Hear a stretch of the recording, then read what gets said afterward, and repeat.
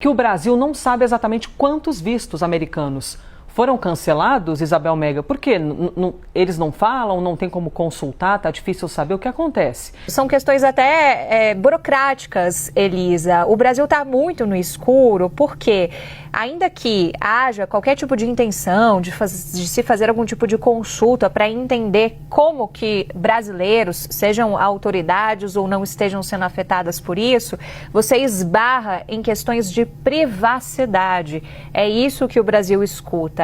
Uma fonte em específico ali do Palácio do Itamaraty chegou a me dizer que eles ensaiaram fazer algum tipo de consulta, ainda lá naquele âmbito em relação aos ministros do Supremo Tribunal Federal, mas eles esbarraram realmente em um retorno até meio burocrático de que, olha, isso aí é só uma questão de privacidade. Então, teoricamente, só quem está sendo afetado por esse tipo de medida pode ir lá, bater na porta do seu Estados Unidos e perguntar, vem cá, meu visto foi cancelado ou não?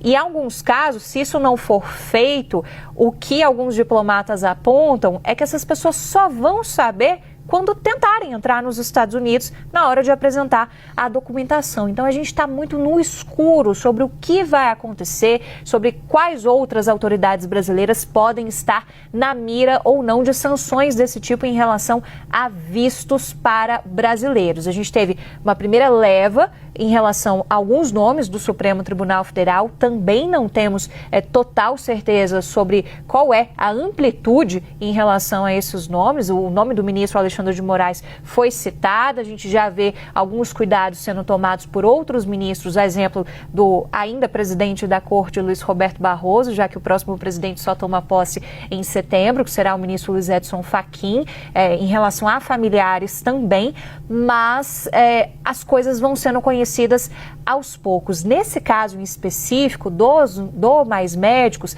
se atrela muito a uma questão do próprio Marco Rubio, que tem uma ascendência também em Cuba, e aí por isso teria um olhar um pouco mais ampliado para essa questão de dar algum tipo de resposta também em relação a essa questão cubana em específico. Por isso, olhar tão para trás para profissionais que podem ainda estar na estrutura do governo, como o Dr. Mozart é um exemplo, que está ali ainda na estrutura do Ministério da Saúde, mas que lá atrás essas figuras atuaram na confecção do programa Mais Médicos. É isso que ajuda a explicar um pouco por que se levantou este assunto de algo que é lá do governo Dilma, agora, anos depois, no governo Lula.